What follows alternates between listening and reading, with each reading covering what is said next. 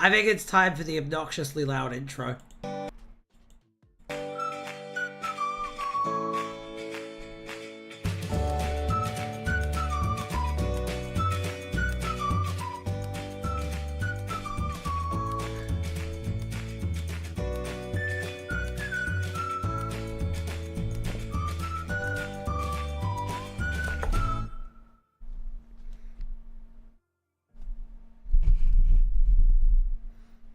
Oh shit, my mic was facing the wrong way. Oh well. Yeah, but, you know. This is stuck on the intro now. Hello! Welcome to Tardis Wiki Roulette, the show where we TARDIS a wiki roulette. And I have to agree with Vilmunda, whenever Ryan isn't on screen, we should ask, where's Poochie? I think that's a great idea. So the premise of this show is that you guys give me suggestions to put on the lovely, very real, very legitimate Tardis Wiki Roulette. And then we're going to put it on this wheel here. And then we're going to spin the wheel, like we're going to do in a moment. And then we go back on Tardis Wiki Roulette and we look up the thing that we spun on the wheel. If you can believe such a thing is even possible, we have somehow managed through incredibly scientifical means to achieve this miracle of modern day engineering. The official TARDIS Wiki wheel. Yes, exactly. The official one. Accept no substitutes. Accept no imitations. If there's not a Molyneux behind it, it's not the real thing. Dark Archer and Lifetime. All right, this is a family show. All right, let's pop these two on the wheel really quickly, and then we're gonna begin. We're going to begin, and the question of today, of the first half of the stream, before I come up with a second one. But the question for the first half of the stream, we're doing questions now, it's very exciting, is should Doctor Who be educational? Should Doctor Who reach into the minds of the younglings and mould them to be proper British people, innit? That's the question. That's the question. So, I want to see what your responses are, and we're going to talk about it a little bit in snippets over the course of this. This is a family show. Everyone in the family can watch it as long as they're over 18. Yes. Did you see my thoughts earlier? I did not. Let me take a look. Hi Ryan, I see you're alive and didn't get shot like in the TV movie. That's good. I hate getting shot in that TV movie, man. That was rough. The ad was louder? Oh, I'm sorry about that. I'm sorry about that. Okay. Why don't we... No, not those earlier about education. I didn't see those, actually. Let me take a look. Let me take a look. No, I didn't. No, I didn't.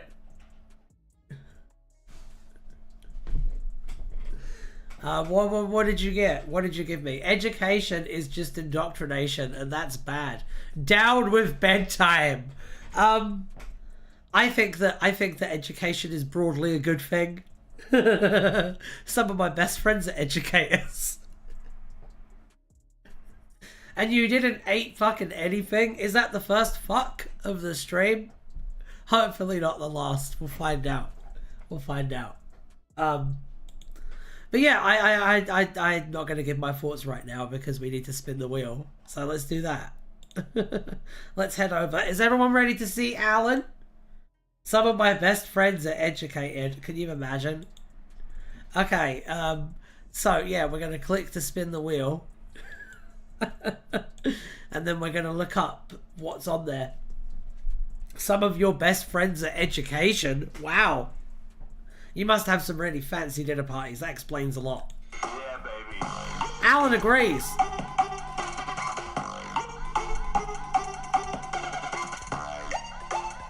Let's see where this takes us.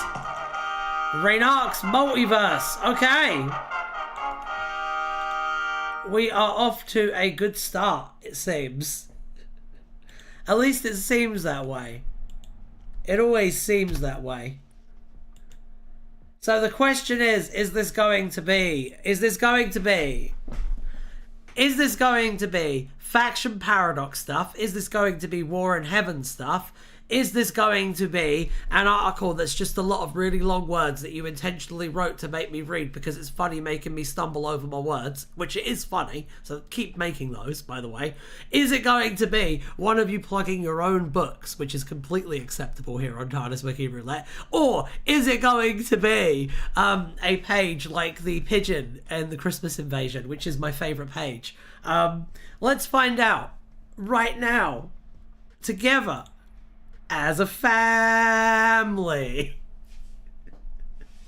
Alright, I'll go on the page now. Alright. Reynark's Multiverse. You've been sick for 2 days now, and you're getting better now. Anyway, you're gonna drink water. Drink some water. Stay hydrated. Stay hydrated. You dry noodle, you. It's a good idea, though.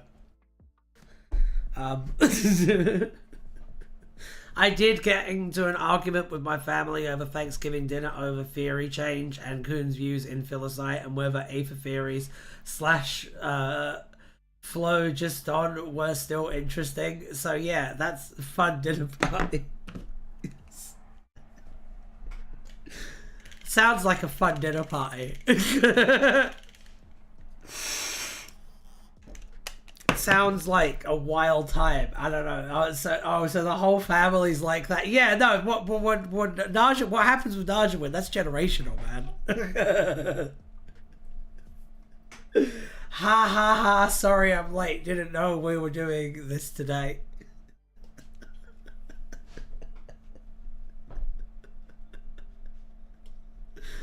Oh dear. I'm sorry you're ill, Craig. I'm glad you're feeling a little bit better.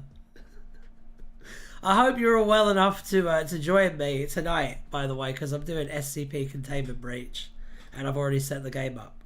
So it's going to be a good experience, I think. Doesn't that explain a lot? We still love you, though, Najawin. It's okay.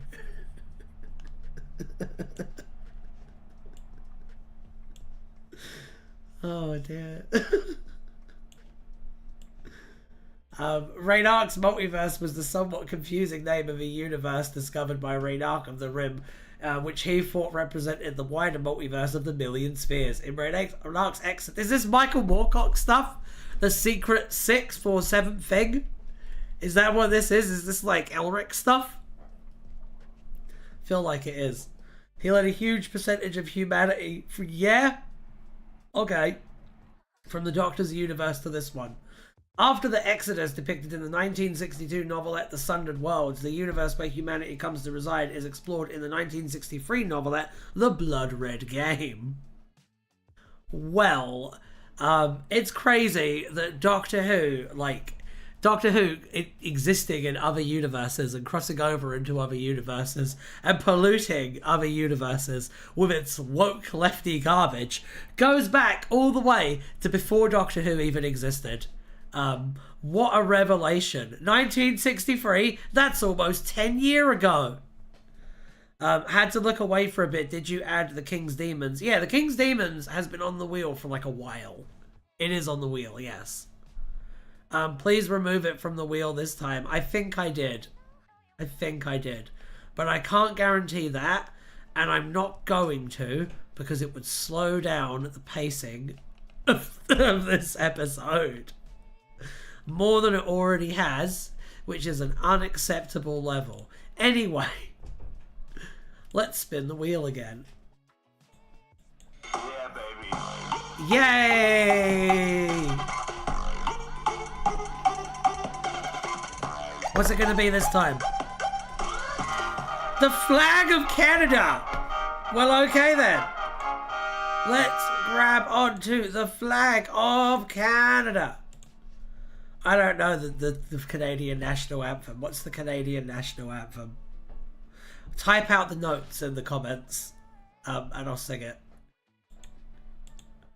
Oh no, that's the old roulette overlay. What are you doing over here?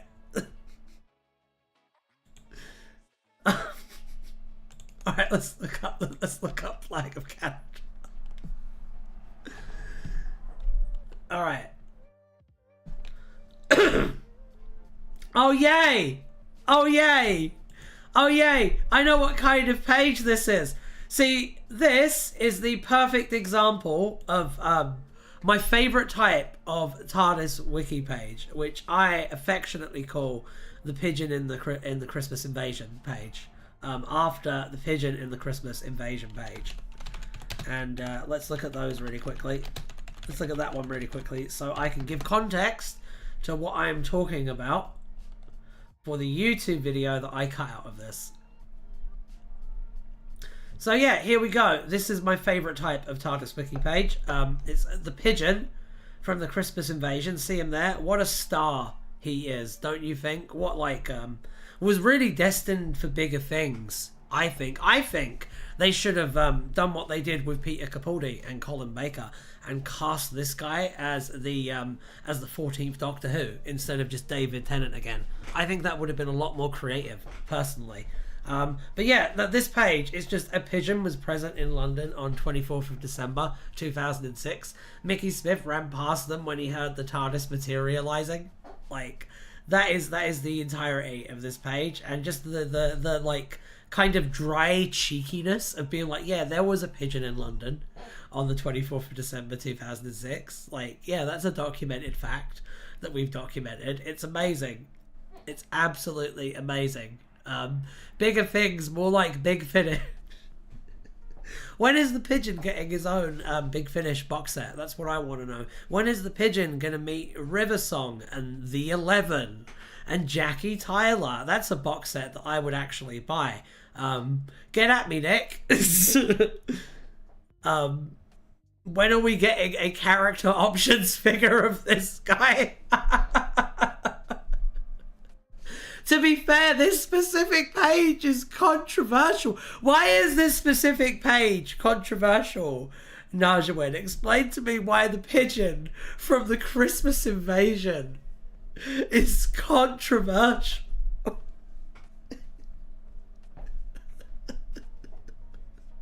The pigeon invasion.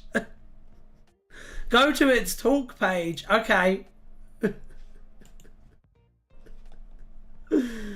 Okay.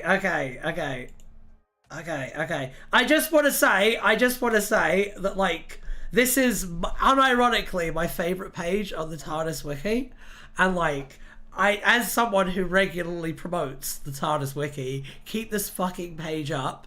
This page is a microcosm of the lifeblood and, dare I say it, the soul of what makes TARDIS Wiki one of the best websites on the internet. Like, keep it up. That's all I'm going to say before I read this. I don't care what arguments they make. Just realised it's about a specific... Yeah, it's about a specific pigeon that happened to be in London on that specific day. And the fact that the wiki has to note that this specific pigeon exists, even though... Go to London. I'm not racist, but it's full of pigeons. Go to London and you see it's full of pigeons, and that's what makes that so fucking funny, basically. Like, it's great. It's like next level. I don't know if it's intended to be funny, but it just is. It just scientifically, factually is. Anyway, is this a spoof page? 21st century individual birds, and a mute background pigeon in shot now warrants its own page? Ha! I agree. Something isn't in the background that isn't named shouldn't warrant a page. Maybe a mention on the pigeon page, but definitely not a separate page. See, the thing I'm noting here is that these two people hate fun. Let's see if the third person in this discussion hates fun. Or is it the same person? It is not. Okay. I'm not sure, or at least I think we need to think of a more precise criterion than something in the background that isn't named shouldn't warrant a page. For example, we often quite rightly have pages for members of recurring alien species who make background cameos in episodes, not primarily about those species. Pages like Hath, we obviously want to keep those pages. Pigeon isn't a very useful page, but it would be a good page if instead of a pigeon, this creature had been, say, a flying stingray. Can we delete pages about members of species from the real world, but not ones about talking creatures? I mean, we can. We shouldn't be slaves to precedent in obviously silly cases, but we shouldn't create bad precedent either. I suppose that we create a note on a policy page of the different standards for unnamed background members of fictional versus real species, and then delete the page on those grounds. Minor as this is, changing policy is a serious affair, so I suggest leave this open for a few days in case anyone disagrees, barring which I'll make the note and merge the page into Pigeon, and it didn't happen, it's still up. That's the one thing we know from this interaction, reading it here in the year of our Lord 2025, is that even though this argument happened, the page is still up, because I'm looking at it on Tardis Wiki Roulette. So, why don't we see where this story goes as we enter into Act 2 of the Tardis Wiki Pigeon Saga. That might be a good title for a video. What tickled me was the idea that if this was allowed, where do we stop? The end montage of the chase has pigeons and photos of Ian and Barbara. The solution there is to give every one of those pigeons their own page, obviously. Obviously. Scrooge is me, by the way, although I didn't necessarily agree with everything I said then. I am a fluid creature capable of changing my views. Of course. Obviously, no one wants... Also, nobody wants the TARDIS Wiki to become another Wikipedia. I agree. I don't think this qualifies as glup shito, though. I think that this qualifies as, like, the pigeon thing in particular, like listing all the pigeons. I think that qualifies as just, like, just really funny and worth doing because it's really funny. I don't think there's anything like Wikipedia. I think the fact that the TARDIS Wiki has a TARDIS Wiki, I think the fact that the TARDIS Wiki has a bit of a sense of humour about itself is one of the main things that makes the TARDIS Wiki good, because it never overplays its hand. It's never too much. And I don't think this would be overplaying the hand, personally. That's where I stand on this debate. Hang on, let me check the chat really quickly. This Doctor Who pigeon drama is insane. Also, nobody wants the TARDIS to become another Wikipedia. Plot twist, the pigeon is the timeless child. I agree, it should be kept if it's funny. The wiki has an unintentional Douglas Adams energy in its text. I think a lot of it's intentional, to be honest. If you want, you could ask the editors. I mean, half of them are in the chat right now. The wiki is supposed to be a record of everything in the universe. Honestly, it should be funny. Technically, all funny things are in the universe. I agree. And the thing is, the opposite of funny is not serious. The opposite of funny is unfunny, and you never want to be unfunny. Ever. I'll rewrite the entire Alt 14 series to include the pigeon. Do it. You do it right now. You do it right now, and I'm going to check on your progress in 15 minutes. And there's going to be a quiz. And there's not going to be so much as a crumb of multiple choice. By the way, Who Design Creative is working on a Doctor Who series for Something Blue Audio, which is going to be about a version of 14 that isn't David Tennant, if you can imagine such a thing. I won't say anything else, but it's going to be good. They were at the Christmas special for Answer Doctor and did a marvellous job, by the way. You should check that out. But everything unfunny is also in the universe. Yeah, but the solution there is to cover the unfunny things in a funny way and make them funny. So, like, you can make a bad joke that is on a surface level and on a material level and on a factual level unfunny as shit. However, the reaction to that makes it funny. That's why dad jokes, they're not funny, but they're funny. Because the fact that they're unfunny makes them funny again. It's like crossing the line twice. Or crossing the streams. Haha, that was a Ghostbusters reference. That wasn't funny, but now I can tag Ghostbusters in this YouTube description. What if you make everything funny unfunny? Well, then I was trying to think of a bad comedian to be like, well, then you be this person, but I can't think of someone. I can't think of anyone. Ghostbusters Wiki Roulette. Now that would be funny. Is Skibidi Toilet funny? Yeah. Skibidi Toilet's really funny. It's really funny that when it came out, it had a surprisingly high production quality for one of those memes. And then it's even more funny that it turned out that the guy was racist. It's a fucking riot. Multiple layers of funny. And there's the fact that if you really want to, you can read into Skibidi Toilet the meaning that it's actually about the pointlessness of war, because all you ever end up doing is escalating and building bigger and bigger machines to destroy each other. Just like what happens in the plot of Skibidi Toilet. Unironically, that's what it's about. That's it. Ricky Gervais. Yeah, that's a good one, actually. Hang on. But what if you make everything funny unfunny? Well, then you'd be Ricky Gervais. There we go. That's going to end up in the video now. I'll edit straight to that. Now that's funny. You guys will be the only ones that know, though, that I didn't come up with a comeback that quick. Shh. Shh.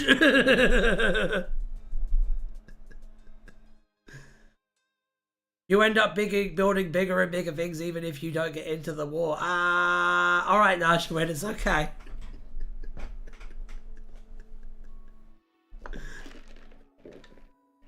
I have complaints about the Ghostbusters IDW series being cancelled, and I shall bring them up during the Wiki Roulette. Oh, that's kind of interesting. Look at Tony Stark. I mean, Tony Stark was building weapons that were being used in war zones. Like, that was still war. And, like, the competition between different weapons manufacturers is still war. Like, it's still conflict that's pointless and only leads to more escalation. Just because the war is being fought with balance sheets and pens and not with, like, missiles and guns doesn't mean it's not a war.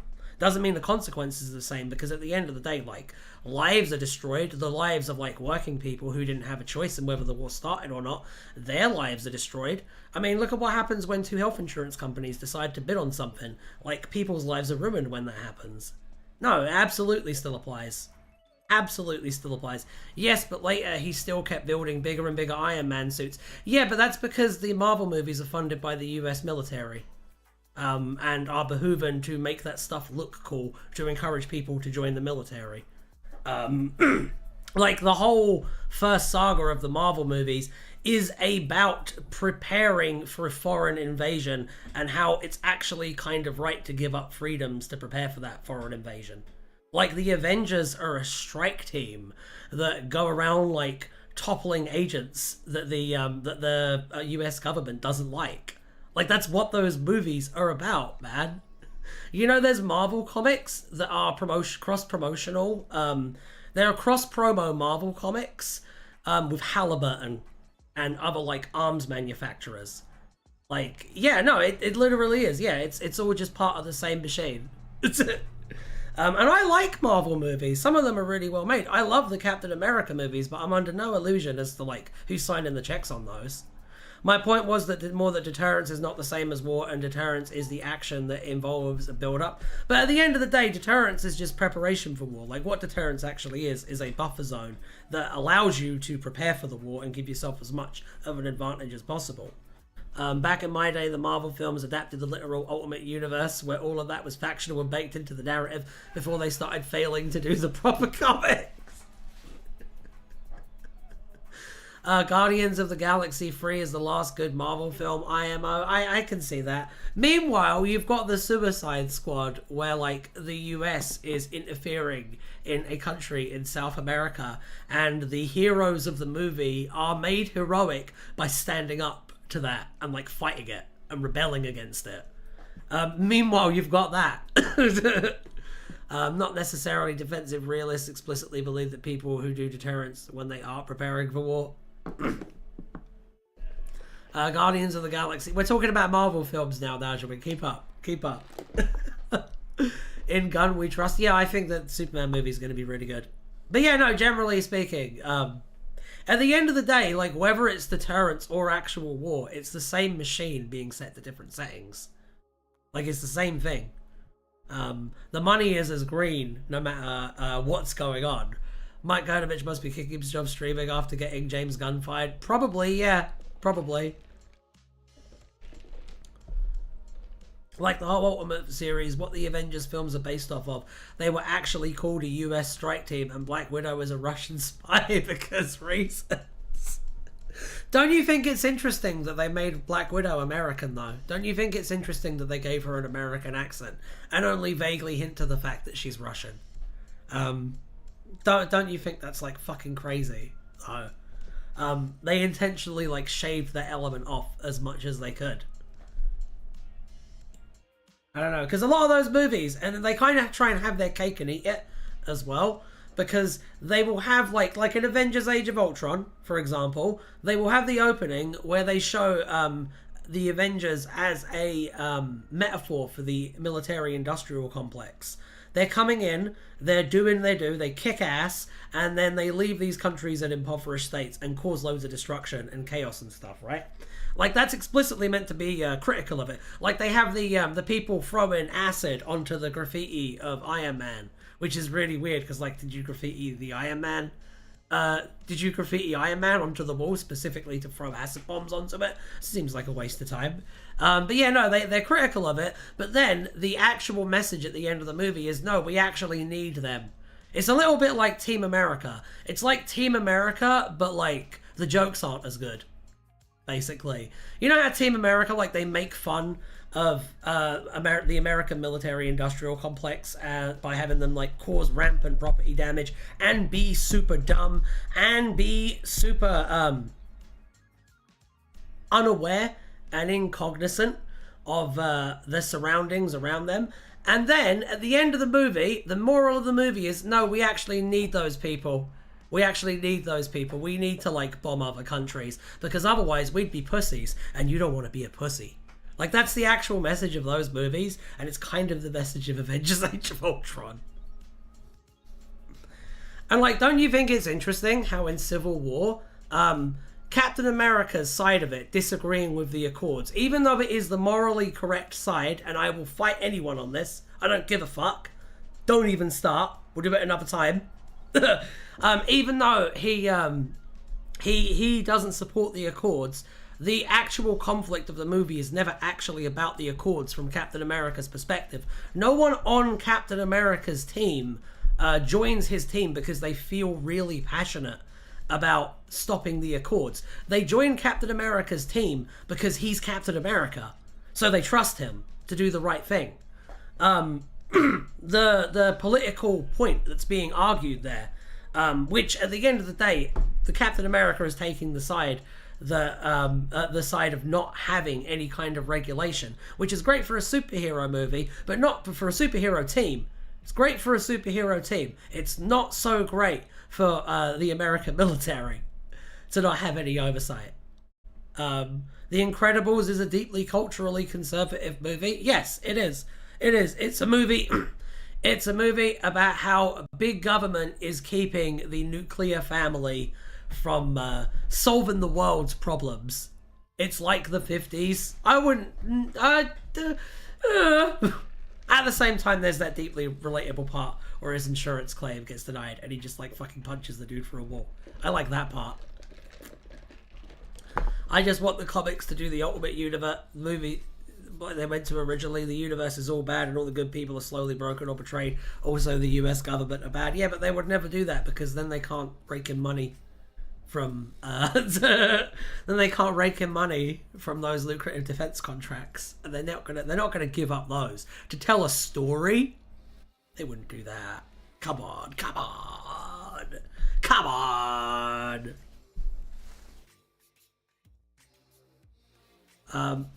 New Ultimate Universe kind of based though. I haven't read it. I've read a bunch of the old Ultimate Universe stuff. I've not read any of the new Ultimate Universe stuff. But yeah, I don't know. I would say generally, it's pretty clear. Hickman rules. Hickman does rule. Can we spin soon? Yeah, we just went on a huge rant. And it's fine, because we're going to cut that rant into a video. That will not be pointless, I promise. I understand the hope of it, truly. My heart is with the broken, cynical one. Or did we finish this talk page? We didn't. We didn't. Oh yes, I agree we need to draw a line. I am just keen that we draw it in terms that we do not exclude pages that we do want to have. Do the ones I outlined above sound reasonable? We'll see. The ones you outlined above, I'll be back in 1 second, I'm sorry.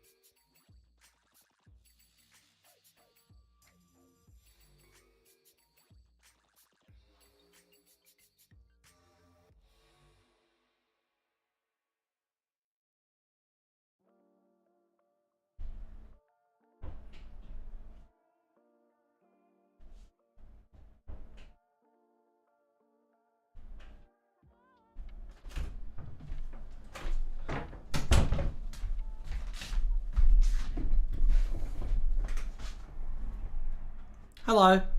Oh, I'm doing a live stream, aren't I? Oh my god. Hang on. I think it's time to form a coalition and overthrow Ryan as supreme ruler of the wheel. No. Good luck. I'll fucking take all of you on and win. Did you know that Family Guy is back on Adult Swim? I didn't. That's cool. Who designs me Get Creative gets it, by the way. That was content. Just so you know, 2 YouTube videos are being made at once right now. I'm making the Marvel Military Industrial Complex, and I'm making one, my favorite, the Tardis Wiki Pigeon drama. Are both being made back to back, side by side. Look for them next week. Guarantee you they'll come out. Oh right, we weren't doing an insurrection, totally. Like I said, man, as any good dungeon master would say, when their player wants to do something that will definitely get them killed, you can certainly try. Skibbity pigeon. Okay. Let's keep reading this Tardis Wiki pigeon drama so that no one will come back at me and be like, you didn't read the entire thing. You have no editorial authority on this. Like, I don't want that. I don't want that. That sounds like a headache. Doesn't that sound like a headache? Anyway, I'd also add that as a sort of counterpoint / example, Pigeon the Veil is a warranted valid page because that one plays a narrative purpose in its respective story, whereas Pigeon is just some random bird that flew into the shot when the production team were filming. I think the above suggestions are good. If members of fictional species got pages, even if they did just appear in the background, what about crowd scenes and Gallifrey stories? For example, should we have a page for each individual Time Lord extra in the courtroom scenes of Trial of a Time Lord? They're certainly members of a fictitious species. Oh, no, generally not, for the same reason we also don't try to have pages about every single Cyberman in a squad, but do have Cyberman, Carnival of Monsters. An individual does have to be distinguishable, if only by being the only one of its kind on screen in a different scene. There are situations where we might create pages for background Time Lords, of course. For example, if the credits named the actors individually and gave us clear ways of distinguishing them, but the norm is not to compare the Time Lord dimensions in time. Scrooge McDuck. Is that when they had a Time Lord be a Doctor Who monster in Dimensions in Time? That was a good time. You could tell they really loved the franchise. The talk page just got updated. Oh my god! Let's do a little refresh.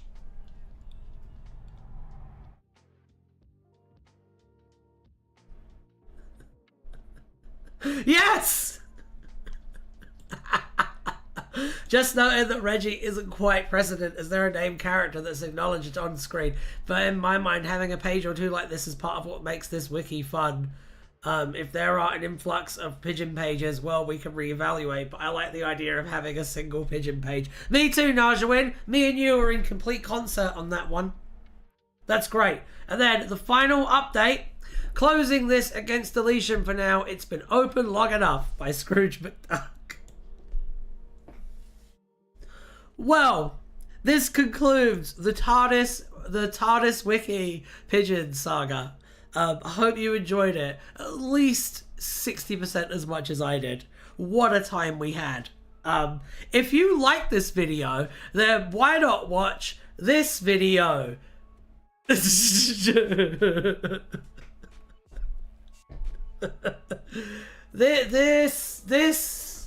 video here, this is where the end screen's gonna have it, about how Torchwood is trash. Bye. There we go. I cut the video. Subscribe. I don't ask people to subscribe. I ask people to watch another video. I generally don't ask people to subscribe. It's my thing. It's my thing. If people want to subscribe, they'll make an informed decision to subscribe. How often do you subscribe when someone asks you to subscribe? Answer honestly. Like, would you say all the time? Would you say half the time? Would you say less than half the time? Like, be real. Never? There you go. You should ask people to unsubscribe. But be real though. Sometimes I've legit forgot. Depends. Sometimes I've legit forgotten. Yeah. Honestly, like after you get 1,000 subscribers kind of stop mattering a little bit. If you want like success on YouTube, subscribers stop mattering. The metric that matters after subscribers is watch time. That's the thing that really matters. And that's why I do so much streaming now. And that's why this channel is mainly pivoted around the streaming, is because when I pivot it around the streaming, I may not get as many views, but my watch time is through the fucking roof.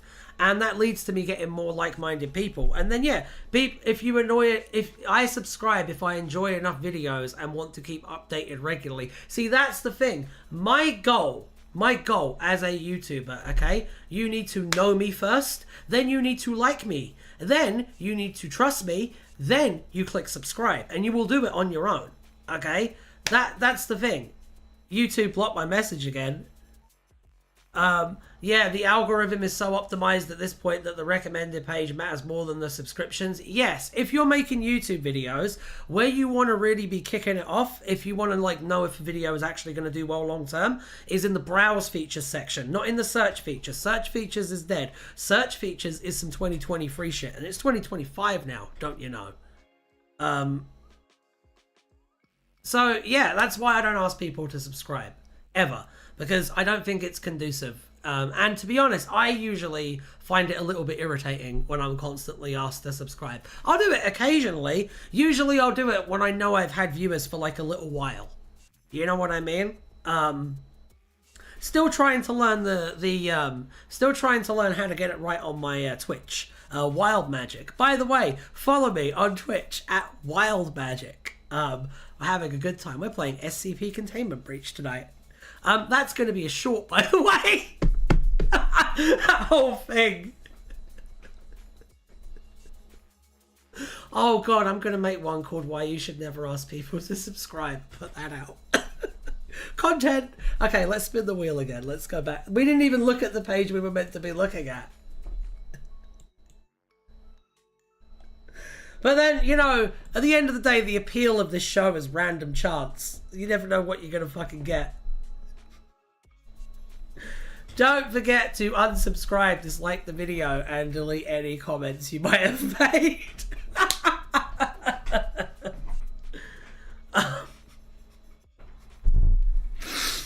YouTube blocked my message again. Well, I mean, what happened? DWU video game tonight? Kind of, yeah.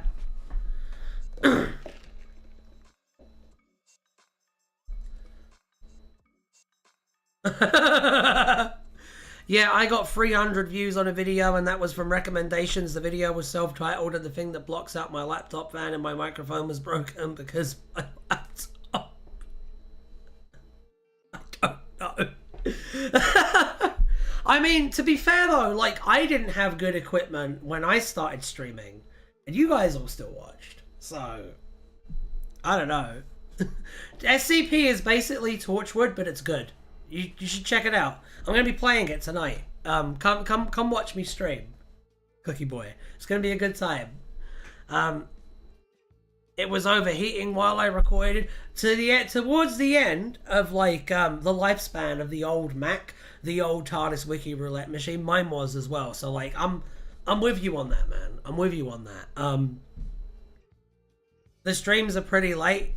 Well, then just follow me. Just make an account and follow me, and then watch the streams. Put them on while you sleep.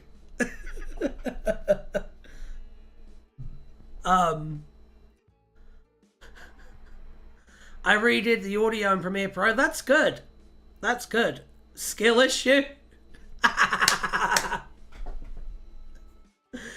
I followed ages ago. You're a fucking star then. I appreciate that a lot. That's very good of you. If people want to just make an account and follow me on Twitch, that is fine. I know you're a loyal viewer. I'm at the point now on the Twitch, by the way, where I have every single qualification for monetization except the follow account. I need 50 followers and then I can monetize, but I've hit every other benchmark for it. I need to pump those numbers up though. They're rookie numbers. You did that? That's awesome. Follow me, some fuck-ass Sonic song. I played a fuck-ass Sonic game last week. I played the Murder of Sonic the Hedgehog. It was pretty good. Okay, let's quickly let's see how fast I can read the page for the flag of Canada. Shall we? A flag consisted of a red field with a white square at its centre with a ratio of 1:1 in which featured one stylised red 11-pointed maple leaf charged in the centre. Behind the scenes, though unremarked in the story, this is the flag of Canada. How long was that? It felt like about 6 seconds.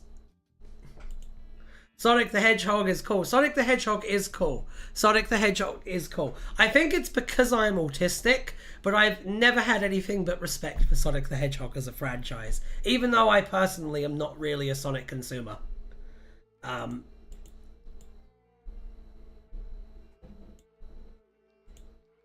I do think it's cooler than Mario, though, because it has actual characters.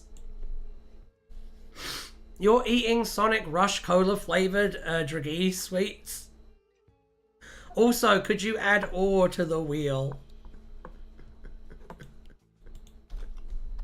Sonic is autistic, probably. See? You love Mario too? Felicia loves Mario. That's why she just got pissed at me saying that Sonic has actual characters and Mario doesn't. The only exception I will make to that is Luigi. Luigi is an amazing character. I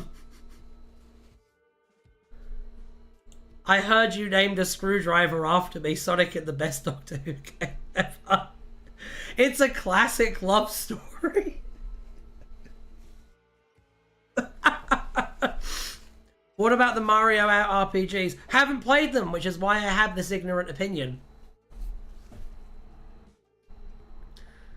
I think I met him at a convention. Who, Mario? You didn't meet me, I'll tell you that.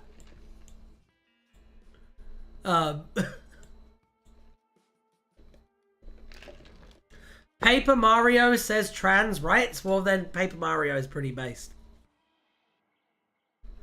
All right. Where are we now? We have another thing to read, right? At least I think that's what's up. Okay. Yeah. No. Let me switch over page. I'll be back in 1 sec. Sorry. You've got to take over now. Take over hosting, Fee.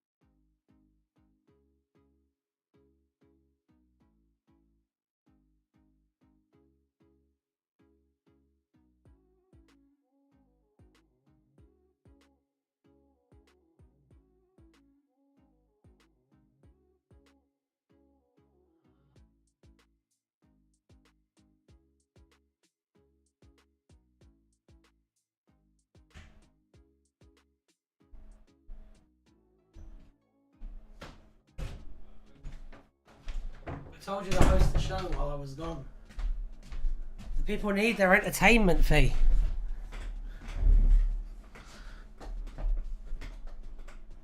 Alan, spin the Ryan. Message retracted.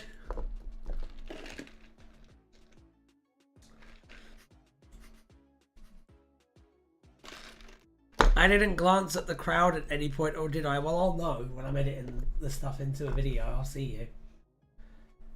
I'll see you, and I'm going to put a sound effect if you pop your head on the screen. Ryan, are you alive or are you a ghost? Yes. Yes. The answer to that is yes. This is the record for the lowest number of wheel spins we've done in an episode. We've had a few episodes where we've spun quite a lot though, so one of these was bound to happen eventually. Let's do some rapid fire mode. Let's do rapid fire mode. Boom! Yeah, baby.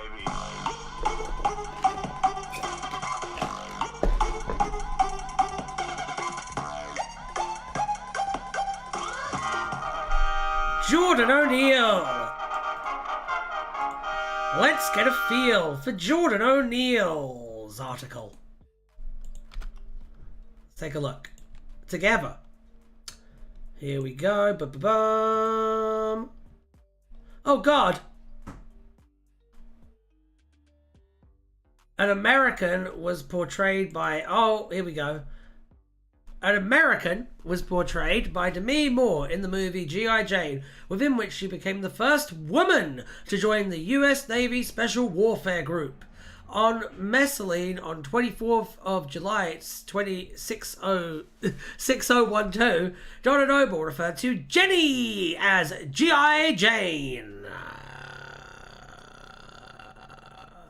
Behind the scenes! Although unnamed in Doctor Who The Encyclopedia, the only named as G.I. Jane and the Doctor's daughter and Tales from the TARDIS, the character's name in G.I. Jane is Jordan O'Neill. Wow, I guess Doctor Who should be educational after all. Yeah, baby.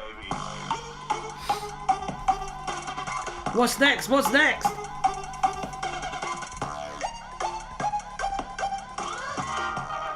$50 squillion.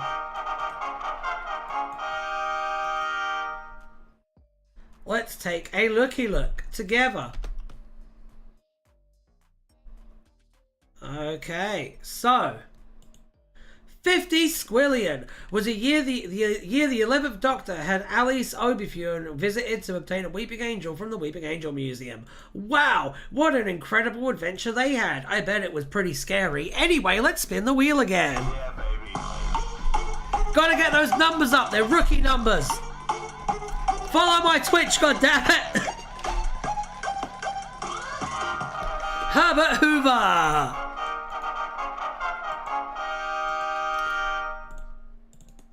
Let's do it, even though we've already looked him up. It doesn't matter, because it's speed round! Oh god, oh god!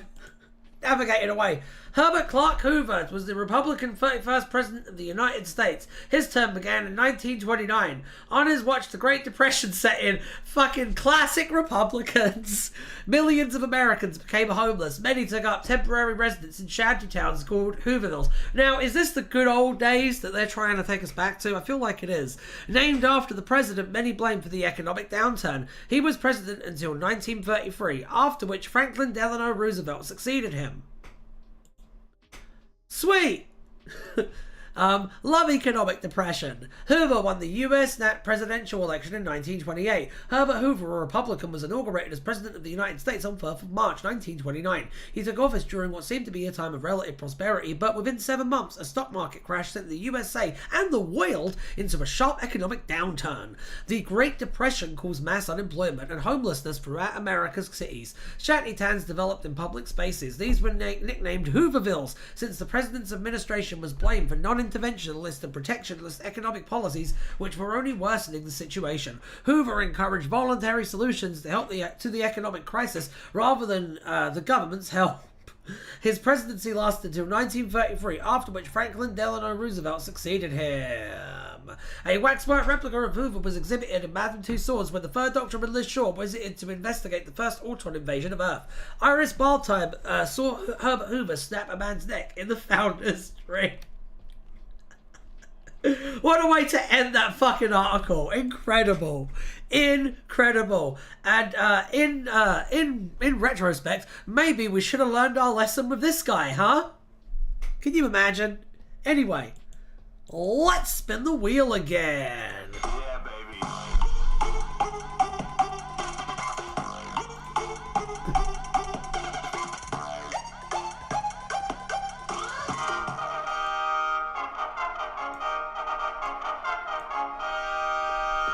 Really big fan of presidents with three-letter initialisms coming from New York becoming presidents after an economic downturn, hoping for another one soon.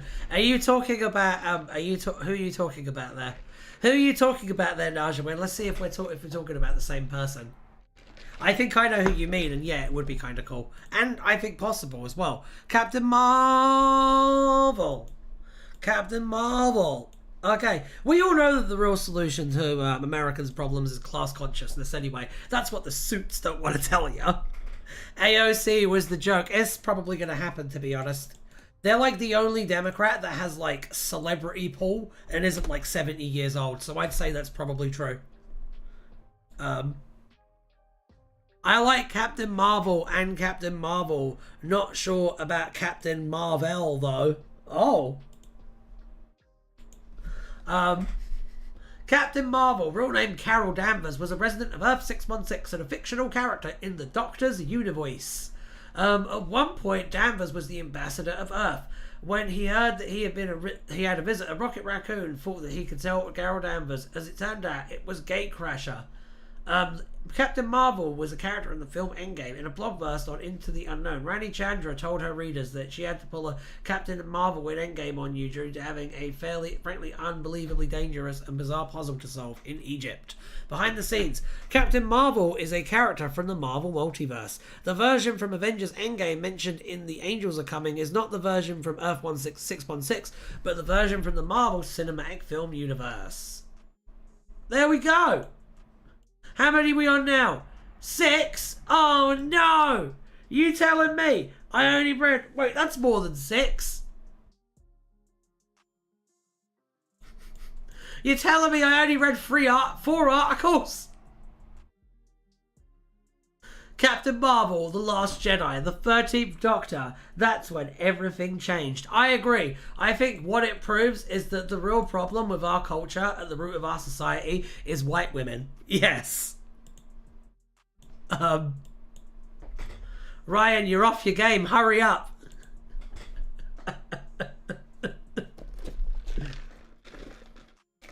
All right.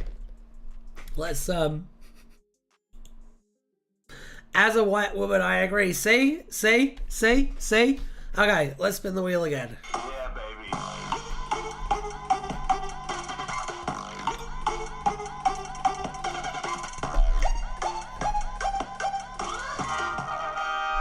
The Pied Piper.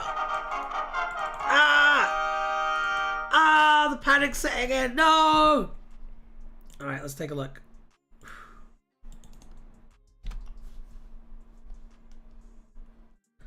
The Pied Piper. Why is it Bradley Walsh?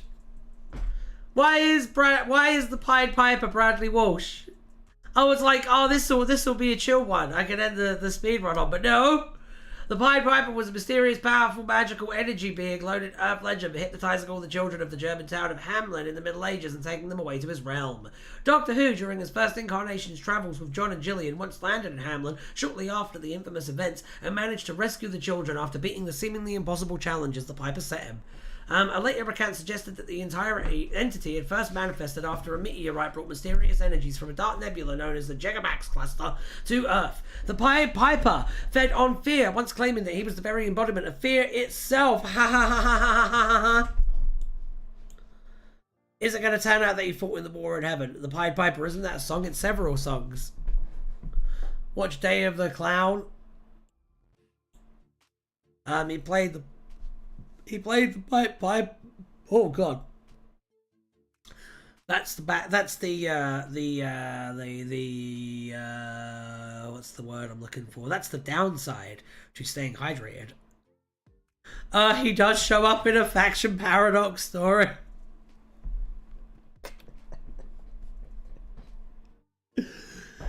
Oh dear.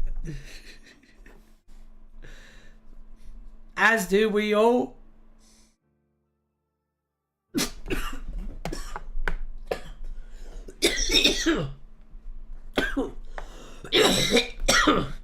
Oh my god.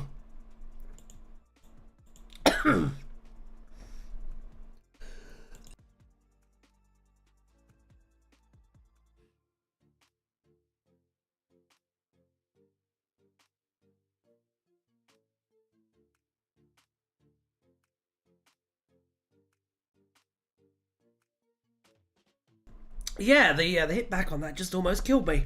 I'm okay though.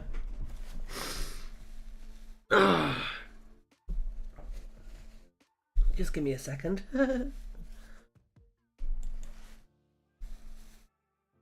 And he's a minor character.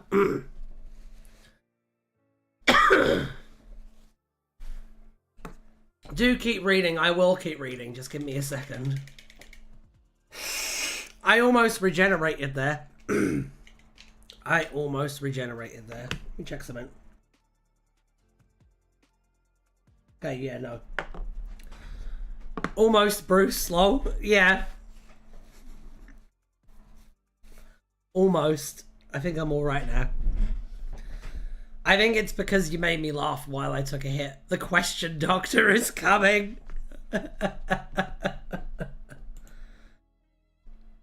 Okay. Hey, why is 3 people left? Because I was dying and they were like, well, I've seen enough. This isn't fun anymore.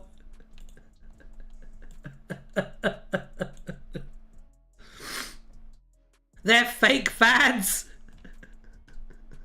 Yeah, people come and go. It's okay.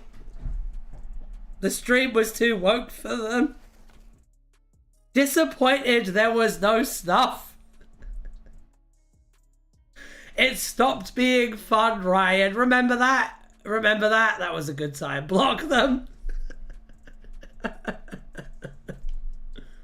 Oh, God. They haven't joined yet. Oh, someone just came back. Face it, Tegan, he's drowned.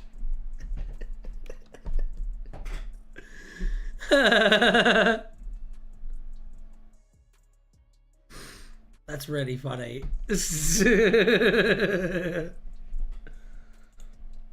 Okay.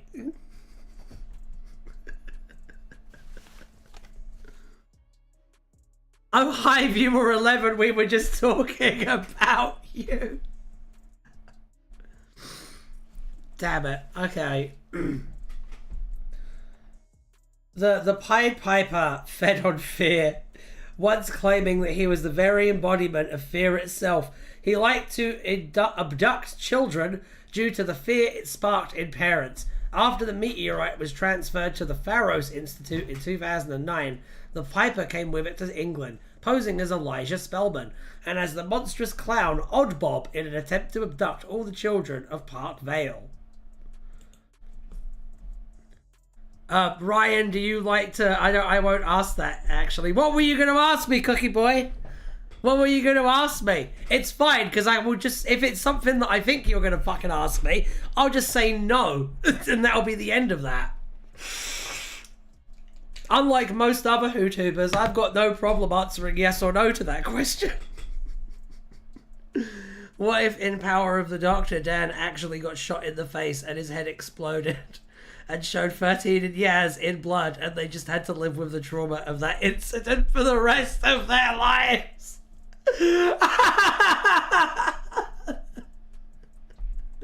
Now imagine it's like Cariz, and like Dan gets shot and 13's like, oh no, Anywhere, let's go. Now things are back to normal. Hey, Yaz, we can go on dates and kiss each other on the mouth. And Yaz is like, what the fuck?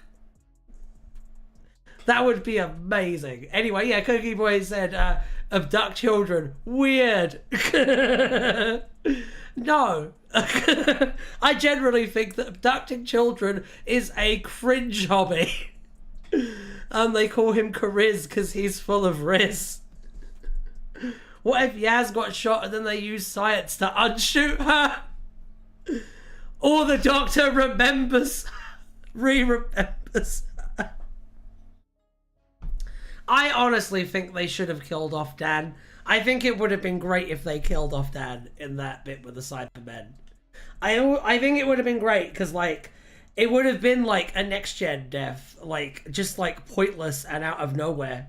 And that's how a main character death should be. It would have been great. It would have been absolutely great. Isn't that literally what the Doctor does, though? What do you mean? Kill off Dan, but he's good at this. Not tonight. Well, it's sort of his side hobby in the first few seasons, the abduction. Yes.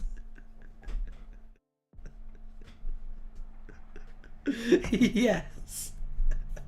But you have to understand that it's a very cozy, very British sort of abduction that we've all decided that we're okay with. He would deflect the shot with his wok. Dan Sinclair. Oh, well, if it's British. Yeah, that's all you have to do is go, well, it's very British, and then you can sign off on anything.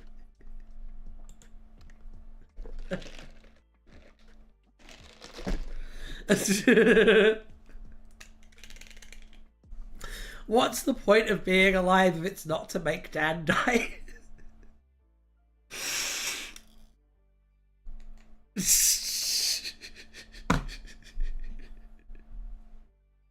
guys are funny. Those Muslim gangs I've heard about just aren't British enough. Jesus. Elon Musk's just a little British, and that's all. Yes, he's a very British Martian overlord. Yes. I know that was very tongue-in-cheek, Najawin. It's okay. It's okay, Najawin. I know that joke is at the expense of racists. It's fine. Dan should have given Ashad some sloppy toppy. I agree. I think that would have really improved power of the Doctor. Elon's a little more 1940s Austrian, surely. Hey, to be fair,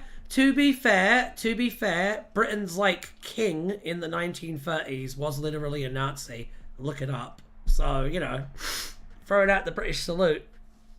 Yeah, that's the British salute. The British salute is, I'm Ian, I'm 44, like, hate the wife, fuck ISIS. That's the British salute. Dan should have merged with Graham into a god. Are you implying that Graham isn't a god? And now America follows. I think what you're actually seeing in America, I've been putting a lot of thought into this lately, and what I think you're actually seeing in America is the beginning of class consciousness. Because, do you remember when the thing happened with the guy?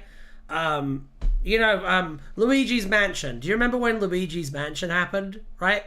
Okay, do you remember how, when that happened, even on, like, Ben Shapiro's videos about it afterwards, like, half of his audience was calling him out and being full of shit for telling us to care about this dude who had murdered thousands of people via a pen and fucking paper?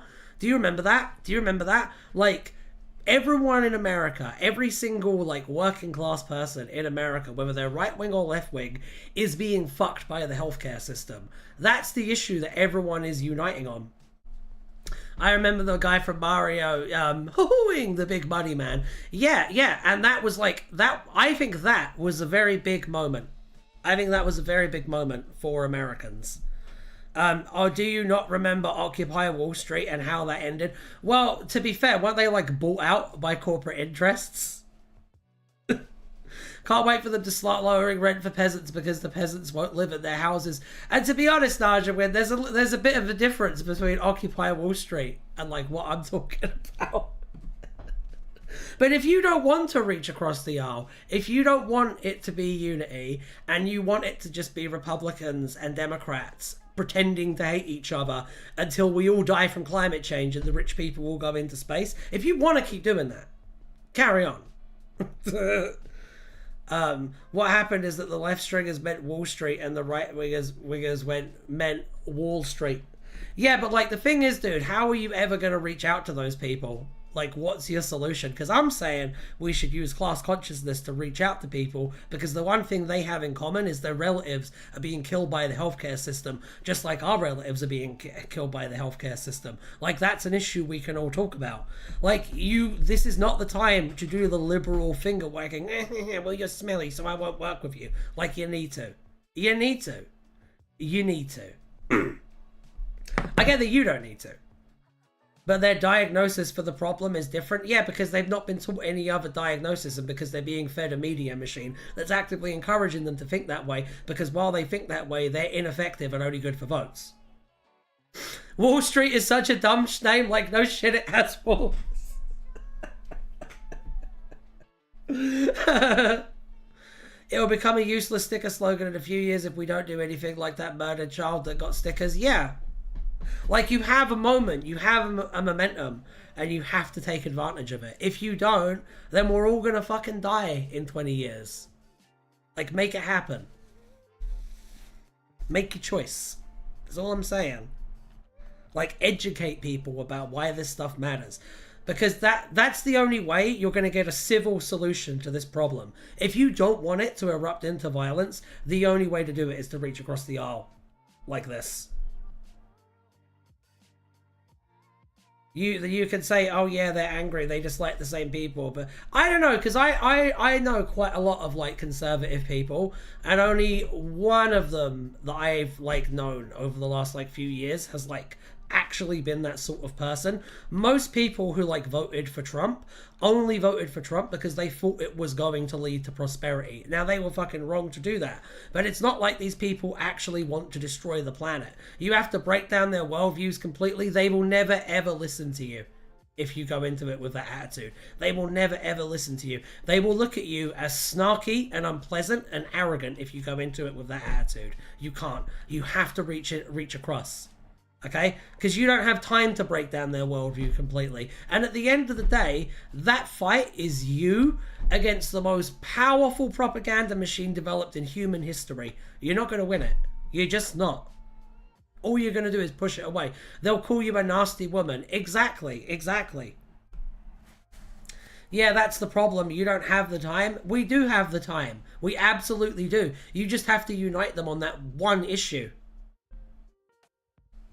And that one issue. And every single Republican that I know agrees that the healthcare system is fucked and that it needs to be fixed. Every single one of them does. Okay, you have to go now. Bye. Like, you can disagree all you want, but like, you've literally suggested before, like, re-educating the population. And how the fuck do you do that when you don't have any fucking power? You don't have any fucking power. Like, you can't do it. You can't unite them on the issue because they dislike people for different issues. I think you can. I think you can. And I think going and just re-educate people from the top down is not actually going to solve our problems. I just don't. I have not suggested re-educating the population. Then what do you suggest? How do you actually fix this on like a ground up level? You can unite anything on people on anything if you are nice, as Doctor Who does. I have suggested reforming our education system. Yeah, but practically speaking, how? How are you going to make that happen? How are you going to make that happen when the people you're trusting to push those issues forward have a vested financial interest in those outcomes not happening? Like, one is a longer term system.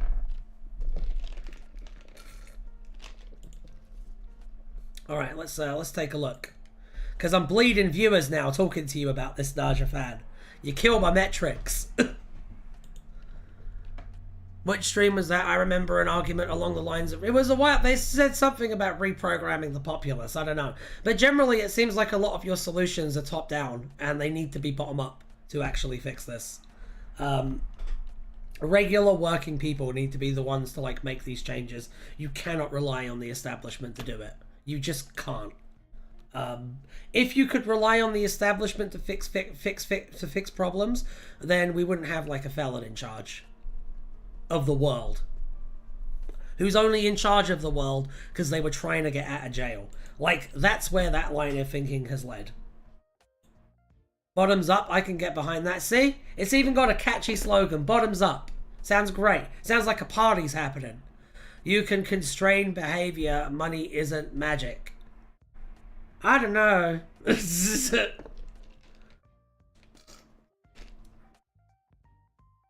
Metric system, just like the official Doctor Who role-playing game that I can now play properly if I had people.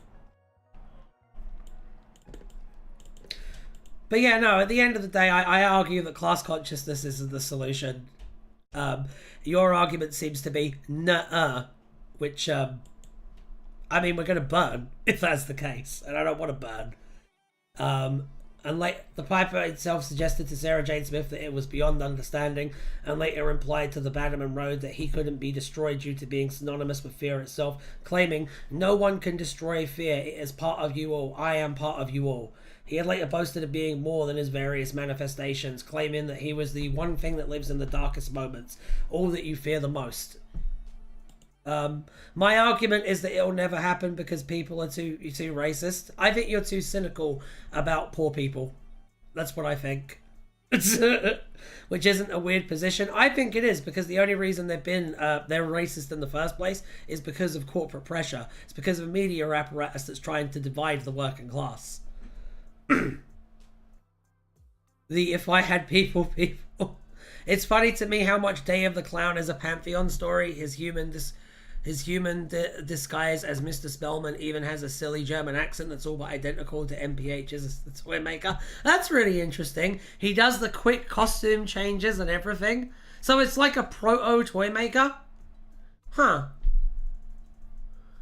Mr. Smith identified an energy residue associated with the pie paper as matching the energies associated with the Jagorabax cluster, a dark nebula on the cusp of the Bezeta Vordax system, or by another account, the Zeta Vordax system. According to Mr. Smith, there were stories in this region of entities created by emotions such as fear. Another account saw him elaborating at greater length, stating that the Jagorabax cluster was in the back end of nowhere in terms of cosmological reference, but that there were legends about it, unsubstantiated stories from the few crafts that had been passed through it and survived. Stories of energy entities created by emotion, particularly fear.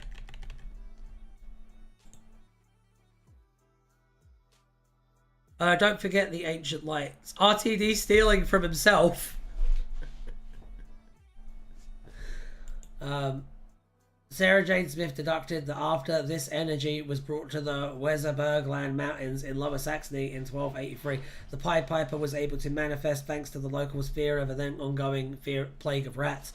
Mr. Smith's data file would later claim that what he simply called the entity had instead fed on the locals' fear of the plague. This file you're literally doing the meme right now, Najawin. You're literally doing the meme. Like, I'm saying, look, this is a way we could actually solve one of the biggest problems that faces Western culture. Like, and you're like, no, but racism. But the racism. We can't give people healthcare because they're too racist. Come on. Come on. Have a little bit of, like, fucking faith in your fellow man. You have to be willing to. If you want to actually address the problem, you have to be willing to. When working it out with Sarah Jane, Mr. Smith theorized that they once manifested the entity required more fear for its survival. After learning that the Piper could not be truly destroyed, Sarah Jane corrected this guess, realizing that the Piper had remained connected to the meteor, and the fear made him strong enough to resist its pull. Starved of it, he would be unable to maintain a corporeal material form, and his essence would be sucked back into it. In one account of their confrontation, Sarah Jane accused him of being more than the manifestation of a billion moments of fear across 700 years. Do you know why the Great Society failed? It was racism. What Great Society? What Great Society do you mean? When you say the Great Society, which one are you talking about, though? That's what I want to know there. Having manifested near medieval Hamlin, the Pied Piper offered to magically rid the town of the rats. The mayor of Hamlin promised him 1,000 guilders if he could. And the thing is, dude, I'm sitting here with a bunch of people who are very vulnerable to Trump's policies going, no, here's some solutions, here's some hope. And you're going, no! So, yeah, I feel pretty determined to push back on you against this. The Great Society was a set of domestic programs in the 1960s. Well, you know what I would argue there? Who was pushing the racist propaganda? It was fucking corporations. That was corporate pressure making that happen. It wasn't just people inherently being fucking shit, because people generally aren't inherently fucking shit. Well, no, I'm not. It's workable solutions. If you don't think that class consciousness is like possible, is like a workable goal, if you don't think that you can just talk to a right-wing person and go, hey, healthcare is pretty fucked, why don't we at least try and agree on that? If you think that's too much for you, you're not an activist. Like, straight up. Like, I don't know. That's not a lot. It really isn't. And I'm talking as someone whose, like, family is far right. Okay? Like, I guarantee your family isn't far right now, Jawin. I guarantee I know racists a lot fucking better than you do. And I'm telling you it's possible. Okay? And if you give up, we all fucking die. It's either try this or we all burn and they all go to Mars and continue the cycle on another fucking planet. Like, I have no time for this liberal, oh, let's just give up because I don't want to work with any smelly racists routine. Okay? It's an existential problem. I grew up in the deep south. I grew up in Tower Hamlets, bruv. Okay? I can tell you a thing or fucking two. Alright? You grew up in a family in the deep south that discusses fucking philosophy and shit at the dinner table. It is not the same. It is not the same. You know what my dinner table conversations were about? Oh, we should just put all of the brown people in camps. That's what mine were about. So don't even fucking start. Don't even fucking start, mate. Anyway. Which the children had pointed out to him as the Piper's dwelling place. The doctor used a fire extinguisher to scare off the dragon which guarded the castle, and an echo sounder to navigate the treacherous bog of variable depth which surrounded the forest. Like, honestly, if you've never had a hand around your throat by a family member and they're screaming in your throat about how we need to exterminate all of the Middle Eastern people, you don't know as much about racism as me. You just don't. Sorry. You don't. You don't have the lived experience.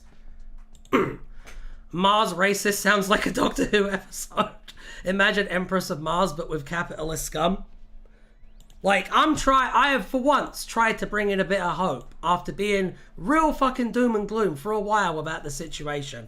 Like, give me a better solution then. Give me a better solution than just waiting on the bad guys to lose themselves. That is impossibly passive for me to comprehend. And yeah, we can't go to Mars. We need to fix Earth. We need to fix Earth. Like, we just do. Doctor Who and the Mars race. But yeah, I don't think it's false hope. I think it's entirely possible. And I think that the public reaction to Luigi's Mansion proves that it's entirely possible. Doctor Who and the Mars racists. There, I said it with a voice. Cabin fever will take hold and they will kill. Are you talking about Mars or the Republicans?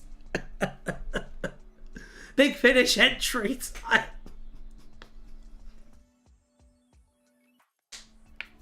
It's very false hope. History is our guide here.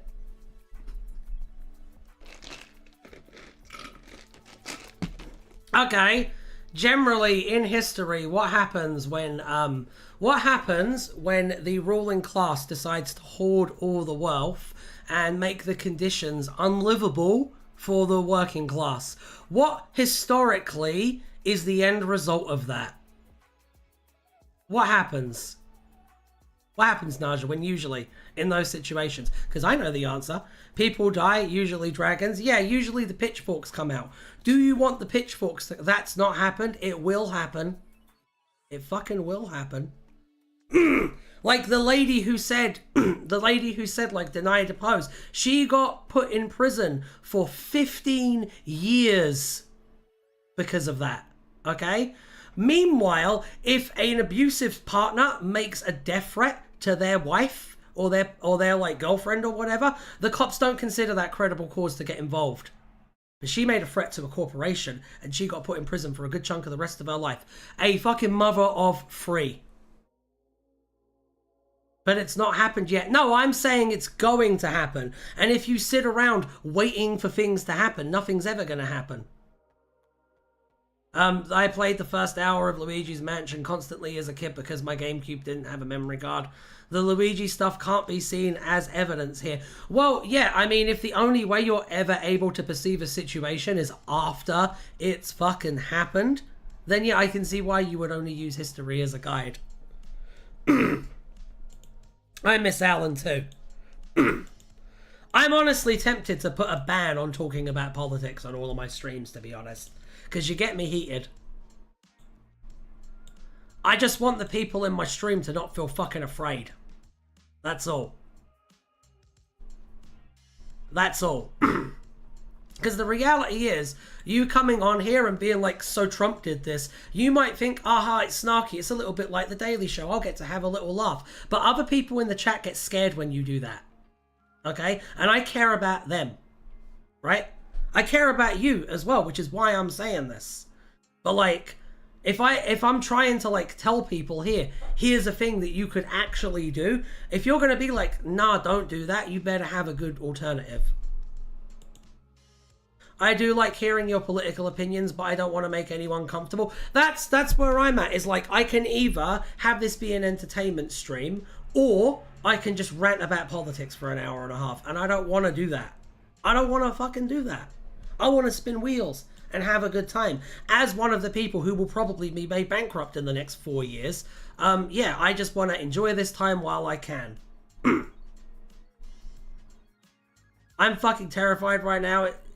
So it's not exactly great, especially when you actively deny people's solutions, Naja. Yeah, I agree. I think it's incredibly fucking unhelpful. And I know for a fact it's coming from a place of privilege, so it's not immensely appreciated. Do both? I'm happy to do both. But like, I want people to not be fucking scared in the chat. I don't like the fact that people are fucking scared for their lives. That's what I care about. Not the fucking liberal politosphere getting a bit rumbled. When my actual political opinion, I'm substantially less privileged than you think. You're substantially more privileged than me though. And I guarantee you're substantially more privileged than a lot of the people in this chat. As much as it's a funny joke to think otherwise, it's just because of the positions you're coming from, dude. And like, when people are clearly having a good time trying not to think about the fact the world's ending, you come in and go, oh, so the world's ending, huh? And then, like, when we go, well, maybe we could do something about it, you're like, no, we can't do something good. We can't do something good about it. Yeah, this is a little scary, but I can distance my brain from my emotions from my brain easily. Most people don't have that luxury. Like, literally, when I'm not on stream sometimes, the way the world's going, I have panic attacks because of it. Like, I fucking actually cry because of the way the world's going. So, like, yeah, it's not immensely appreciated. We should spin the wheel now. That is the end of my PSA. Let's go. Yeah, baby. We're gonna go a little extra today, I think, to make up for me.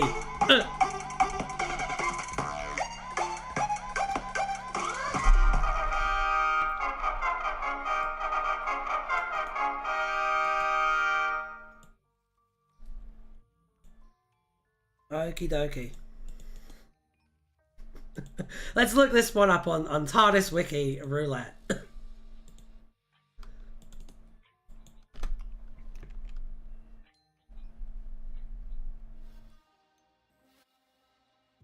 Yeah! A male presenter co-presented BBC Breakfast in 2005. On 5th of March, he presented the programme alongside Natasha Kaplinsky when the Ninth Doctor visited Rose Tyler's flat. Simon McCoy appears briefly in the television story Rose, where he and Natasha Kaplinsky can be seen on the television in Rose Tyler's flat. McCoy's voice can also be heard introducing the main story of the day.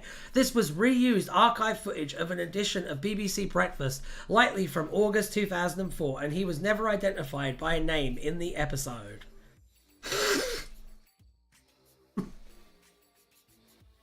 I didn't grow up with relatives arguing about politics, so that's what it feels like. Bruce, are we your parents now?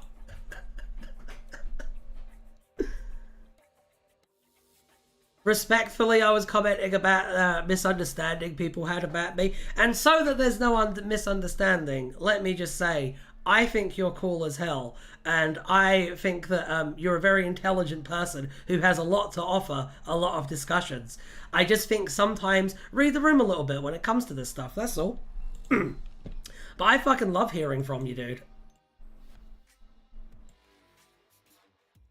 I thought Bruce Wayne's parents were shot in an alley.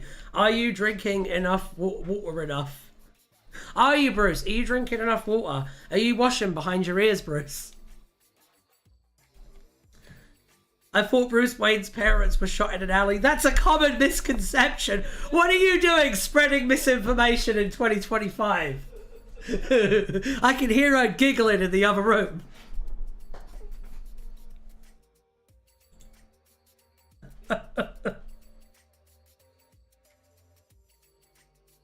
Do you know you can see the exact point that political argument happened? Because you can literally see like my viewer count go boom to 7 people. Fun fact, the version of Bruce Wayne from the... So it's literally financially bad for me to continue talking about it. Back up now. Bruce Wayne's parents died in a plane crash because of Oscorp.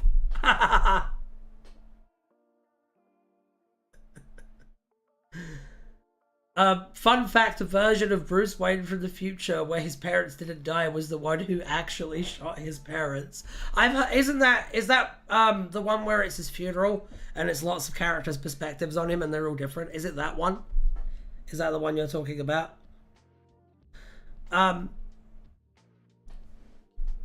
Speaking of Batman, I hate that bit of lore where apparently there is only one universe where Batman wasn't motivated by the death of his parents.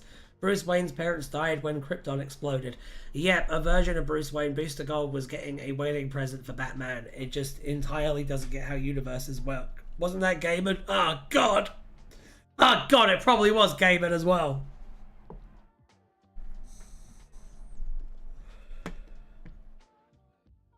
Oh God, The Gift. I usually love Tom King, but that wasn't it. Was that a Tom King one? Okay. Well, I've not really read a single one of Tom King's Batman books. Are they good? Are they good? Tell me, chat. Yeah, baby.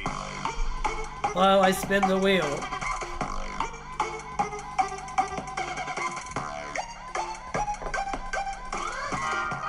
Tom King is great. Okay.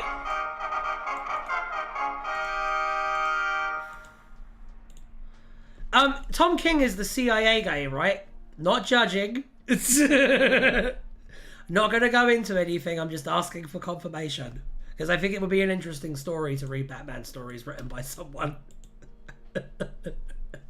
who's really used their interrogation techniques in real life.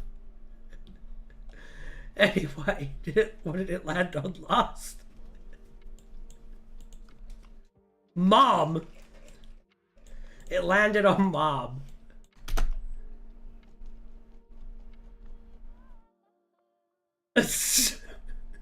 Doesn't it bother you that nothing in your life makes sense? Oh dear. It doesn't look like there's a page with that. Hang on. Xavier is spitting some wisdom. We did Mother, I think, before, which Mom is directed to. Okay. I've already tried this page and it doesn't exist. Thank you, Cookie Boy. Muchos appreciated. CIA analyst or asset? I don't know. I don't know. I don't know how that whole thing works, Najawin. I'm sure you know a lot better. Unironically, in this front. I don't know. Why don't you answer it? Let me see. So yeah, we should probably just do another spin. We made it to 10 spins today, that's good.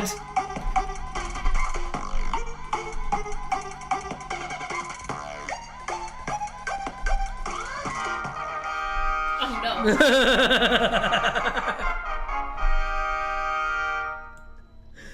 God damn it, Alan.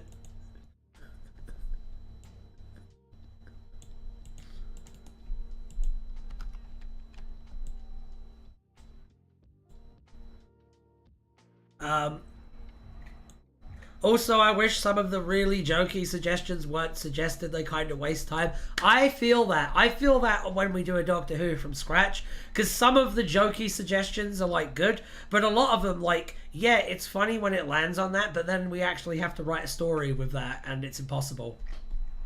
Like, the David Tennant one. The actor David Tennant is still the best one, and I don't think it's ever going to be topped. Ryan, do you like fat shaming? No, I don't. I don't think it's a particularly good thing to do. No. I liked when they were trying to argue that it was a moral necessity because it helped people lose weight. That was my favourite fat shaming era. Derek the Tree accused Monique Summerfield of fat shaming him when she commented on his weight. That's it? That's it. That's like the pigeon. It's like the pigeon.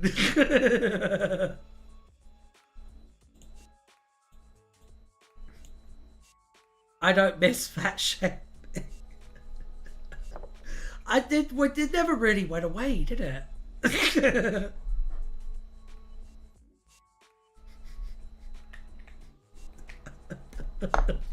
CIA counter-terrorism offer is all anyway says, which doesn't tell me what he actually did. No, you have to see. I'm not saying that he literally Batmaned people, but he is part of an organization that Batmaned a lot of people, whether they deserved it or not.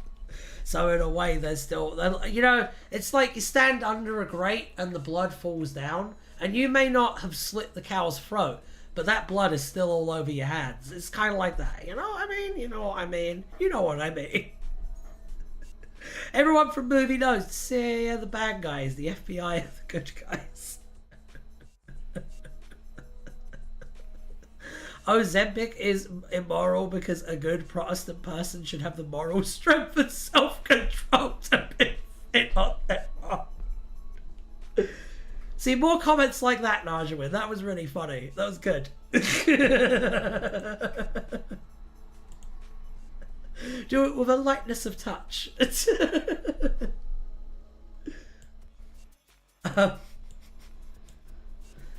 Hi.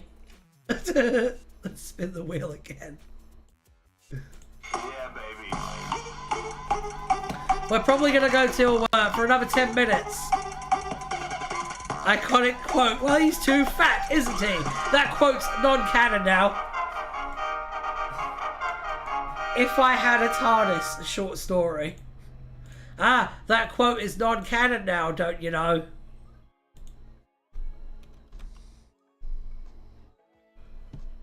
Okay. That feeling when no trial. I feel like if I did that with politics, people would be more upset. Nah, if you did that with politics in this stream, people would receive it better. If you, like, coat your criticism of what's happening with, like, a little edgy joke, in this stream, people will love it. People will eat that shit up. And in the Wild Magic stream. Like, we'll appreciate it. Unironically, we should put Ozempic in the water supply. See, on the Wild Magic stream, that's an argument I'd love to have with you. Not an argument, a discussion, because I don't know what my opinion is on it yet. Everything is canon, the official Sonic the Hedgehog. See, you'd applaud. Bruce Simmons would applaud if you did that, Naja. We'd all applaud. Oh my god! Oh! That poor little kid.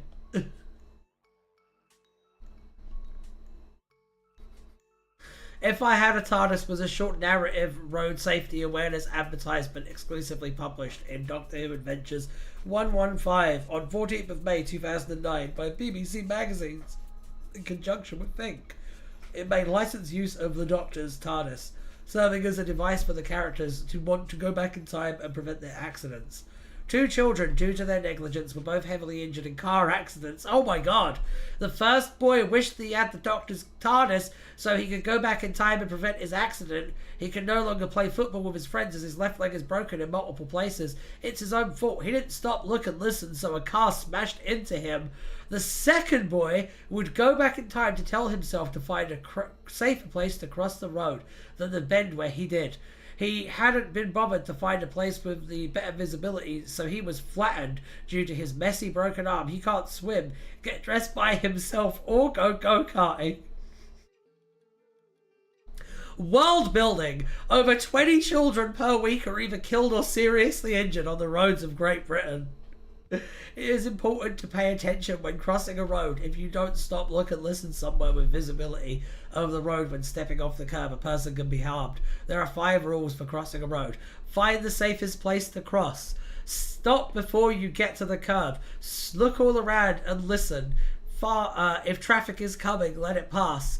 When it is safe, go straight across the road. Do not run! The children in this advertisement weren't original creations. They were continually used in the safety campaign that predated the story, Tales of the Road. That's so fucked up. Tell Daddy Pig that!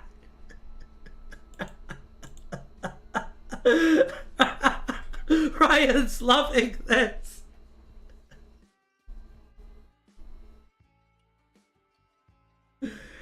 The Doctor doesn't do Make-A-Wish, but he does do Jim'll-Fix-It. Oh my god, is that true? Does Doctor Who not do Make-A-Wish? Does Doctor Who not do Make-A-Wish? Is that true?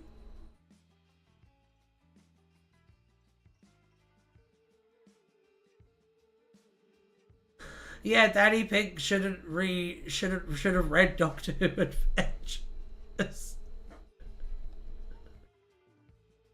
Brits. Does say up, yeah. Make-A-Wish is evil and should be avoided. Is it? Is Make-A-Wish evil? Guys, is Make-A-Wish evil? How so? Yeah, no, genuinely, how is Make-A-Wish evil? Educate us. I was looking into how BetterHelp is a scam earlier. Yeah, because you're not donating your money to malaria nets. Yeah, what's going on with Make-A-Wish? I'm looking it up.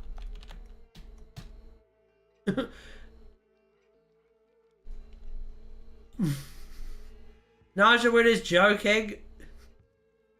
Is Najawin joking? It's so hard to tell. Heard about Joe? I have heard about Joe. Joe King? Yes.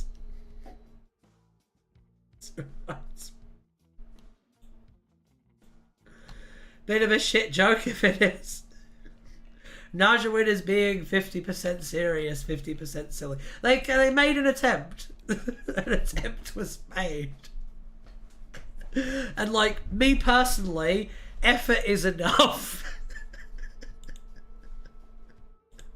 Let's spin the wheel again.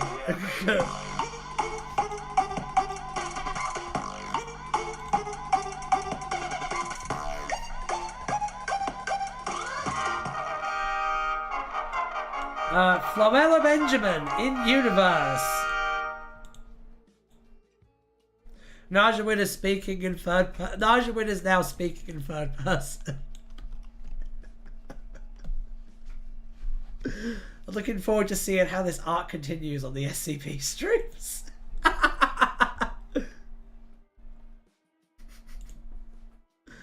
Oh dear.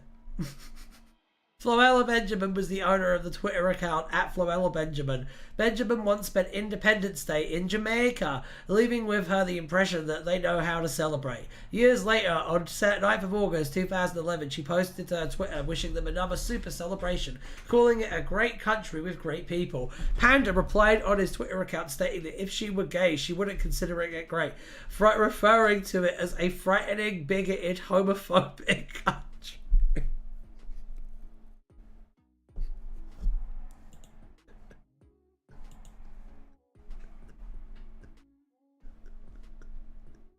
Why is Panda anti-black?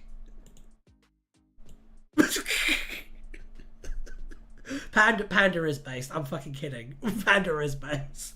Yeah, no, like, in Jamaica, there's like actively like pop songs and shit about killing gay people. It's pretty bad. It's pretty bad. It's pretty bad. It's pretty bad. Yeah, Jamaica's pretty bad.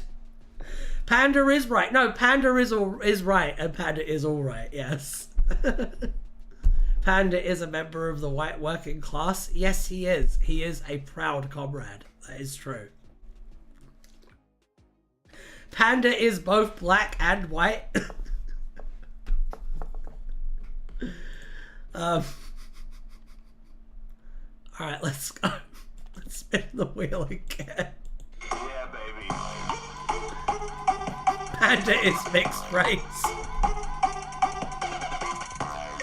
Panda is an alcoholic, but that has nothing to do with whether he's black or white. God damn it! Does this have a page? Does this have... What's black and red and white? Black and white and red all off. Fascist iconography.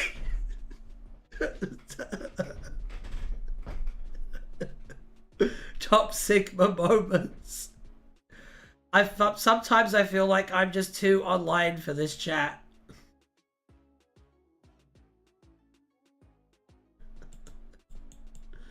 I think you're a bit too data headed, I would say.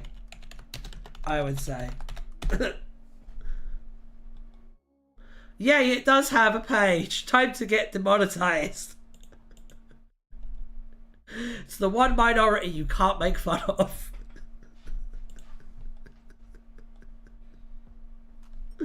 In Nazi Germany, the Nazi salute, or Hitler salute, was a salute performed by raising one's hand and exclaiming, Heil Hitler, Sieg Heil, or simply Heil.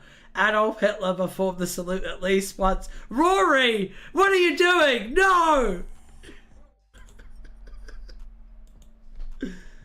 In 1938, Rory Williams performed the salute to distract the Nazi guard, who returned the salute before Rory punched him in the face, allowing Rory and Amy Pond to flee. Unbeknownst to them, the guard was actually the Tesselector in disguise. Ace had a dream in which she was chased by a huge black swastika-wearing Dalek, which thrust its sucker arm stiffly, chanting, Heil Doctor! Heil Doctor! in a sharp, harsh, metallic voice. Tegan Uvanka once performed the salute as a means of mocking Jeff Painter. In DWM 335, Martin Garrity's preview of the Big Finish audio story Davros features Davros performing a similar salute to a flag reminiscent of the swastika, emphasizing the influence of the Nazis on the Daleks. I'm not gonna lie, I think this flag is a bit cringe. I think that's a bit much. It's both a bit much and also like really low effort at the same time, which is impressive on its own. All right. When Rory performs a salute in Let's Kill Hitler, he does so incorrectly with the left arm. It's even funnier. Okay. Yeah, baby.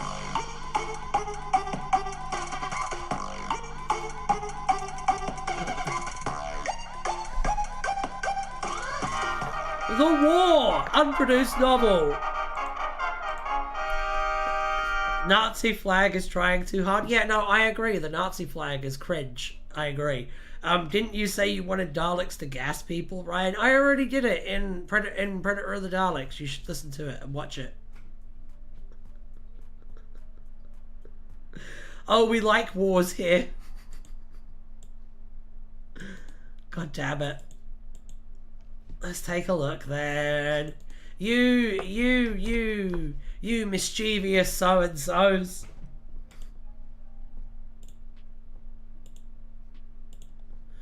The War was a novel Lawrence Miles pitched to the BBC Past Doctor Adventures range a few days after the 12th of March 1999 debut of The Curse of Fatal Death. It would have featured Joanna Lumley's 13th Doctor, as BBC Worldwide retained the merchandising rights for countless old TV shows from the 1970s and 80s, mainly sitcoms. Miles planned to feature many old BBC characters in the context of the War in Heaven when histories come unstuck and all these alternate universes are overlapping.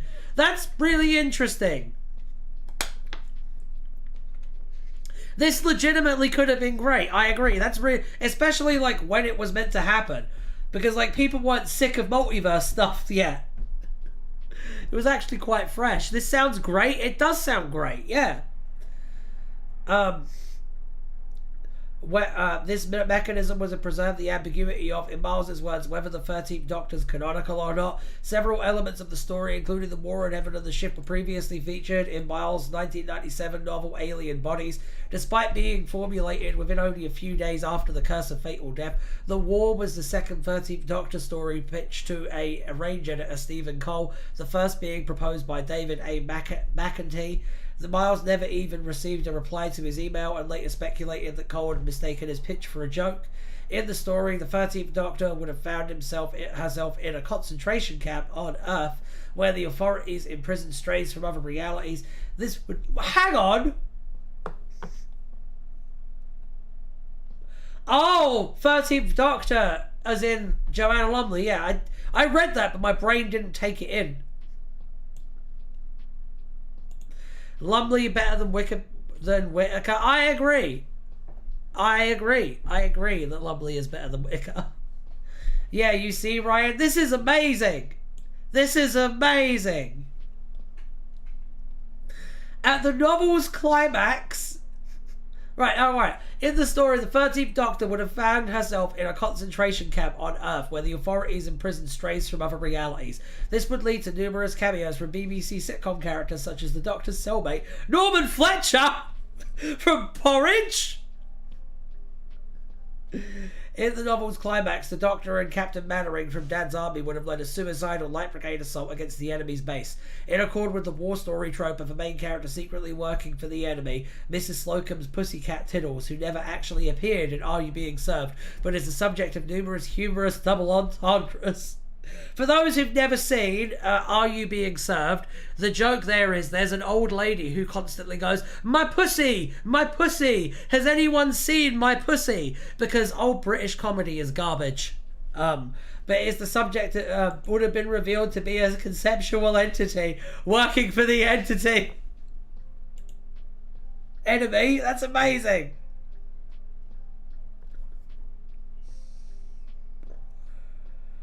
That's peak comedy. What do you mean? Did you finish reading the intro? Yeah.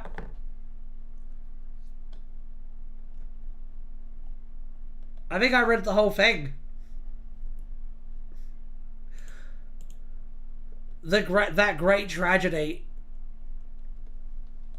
I know. Did you see why we didn't get that book? We were robbed. Why didn't we get that book? Hang on. Okay. Despite being formulated within only a few days after The Curse of Fatal Death, The War was the second 13th Doctor novel pitched to range editor Stephen Cole, the first being proposed by David A. McEntee. Miles never even received a reply to his email and later speculated that Cole had mistaken his pitch for a joke. No, Stephen Cole! I wish I had a TARDIS so that I could go back in time and get this book made. It would have been really interesting to see.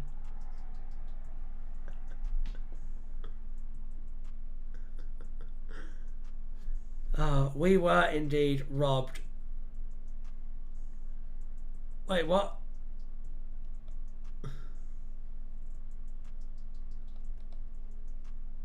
There's a 4-year discussion to have the Cursed Doctors remade. He writes a kid series about space dinosaurs and time-traveling cows. Why would that be too far for him?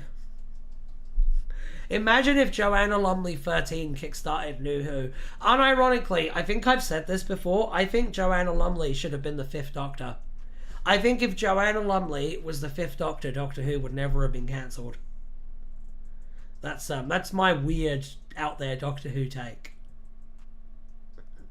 It's something that has been a thorn in my side for damn years. Joanna Lumley, being the person who should have been the 5th Doctor, has been a thorn in my side for my entire life, mate. Imagine if Exile started New Who.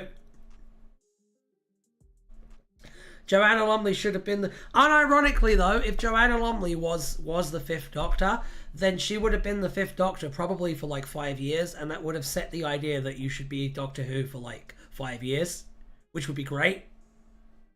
Barbara Benedetti. Yes, Barbara Benedetti should be considered a canon Doctor. Someone needs to canonize Barbara Benedetti, yes.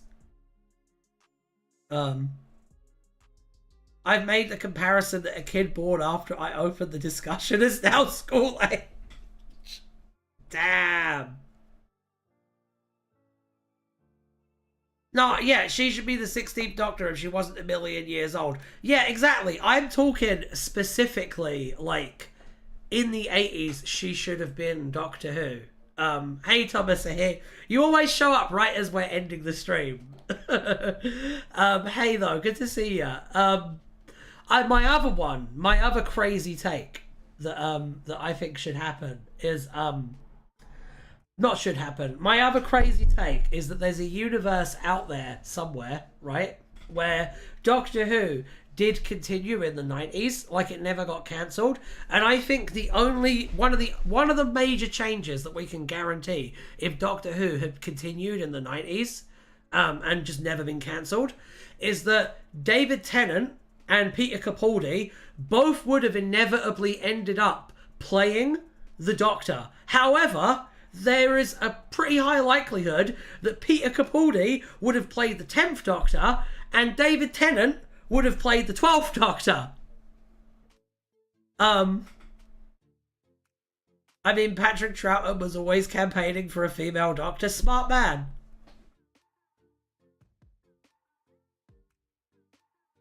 Smart man. Would people still say a female? No, they wouldn't. If it had happened in the 80s, no, they wouldn't. If it had happened in the 80s, the worst you would have had to deal with would have been kind of like, see, I might be a woman, but I am still the Doctor. That's the worst you would have gotten, and that would have been fine. That would have been fine. That would have been fine. Because at the very least, you can kind of ironically white feminism that into being sort of okay. Pat also campaigned for a POC Doctor. He was kind of based, I'd say. That's awesome. That's awesome to hear. Good for Pat. Good for Pat. All right, I think that we have reached the end of today's little adventure. I will be on Wild Magic later on in exactly an hour doing SCP Containment Breach. And if you miss me from there, tough shit, I guess, because I'm not going to be around. But yeah, I'll be around later on for SCP Containment Breach. And toodles. And have a wonderful time. All of you. Goodbye. Bye.